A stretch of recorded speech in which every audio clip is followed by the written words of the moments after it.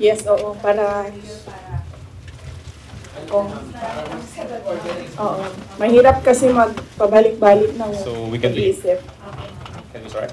Okay. Ay, actually, wala. Oo. Sa inyo lang, question and answer lang tayo. First question, Marisol Abdarman, GMA News. Mike, Mike. Yes, okay.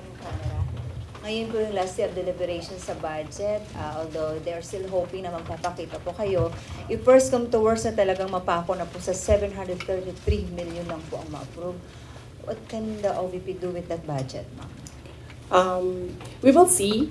Sinabi ko naman na noon, no, yung rason kung bakit hindi na kami mag-participate sa budget deliberations ng Office of the Vice President dyan sa House of Representatives.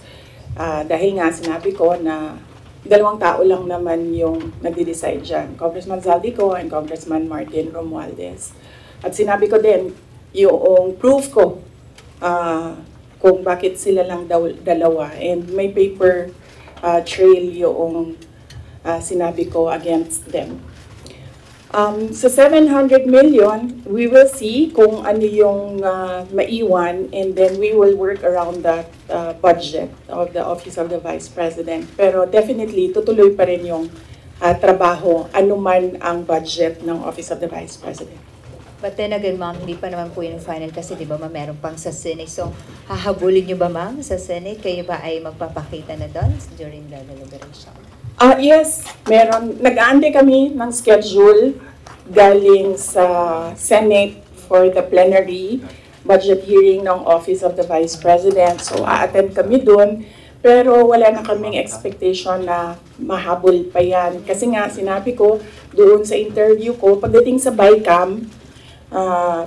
bicameral, kung nasaan nandun na yung dalawa, the Senate and the House of Representatives, wala ding nasusunod doon except si Zaldico at si Martin Romualdez. At ang example ko niyan ay yung attached na list, no, sa classrooms ng Department of Education, na kahit pa man tinanong ng mga senador, nandun pa rin siya sa final draft, and nandun pa rin siya sa General Appropriations Act. At ang isa pa doon na example ko sa inyo, na sila liglig naman ang nasusunod doon, yung kaguluhan nila at sagutan nila sa AKAP. Wala yung AKAP, di ba? Nakita na lang nila yung AKAP sa bike camp. At sinasabi ni Zaldico, hindi, pumirma ang mga senador eh. So, yun yung example ko na, yun yung proof ko na dalawang tao lang nasusunod dyan. Si Zaldico at si Martin Romualdez. But despite that, ma'am, sure na yung inyong attendance po sa Senate deliberation? Yes. Kahit alam mong if first come to worst, talagang yun ang makukuha ang budget ng OVP. Opo, oo. Sigurado yung attendance namin. In fact, kahapon, na-discuss namin dyan sa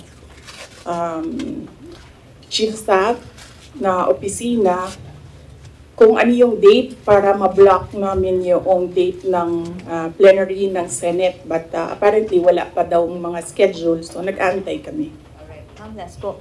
Yung show cause order po na pinalabas po ng Committee ng Good Government sa ilang mga OVP officials po. Opo. Nabanggit kanina noong nagmo-monitor ng hearing na meron ng show cause order yung ibang mga personnel ng Office of the Vice President. Sabit lang namin sa aming legal dito sa OVP, meron naman kaming legal division, and then we will ask our lead lawyer to come up with a legal opinion.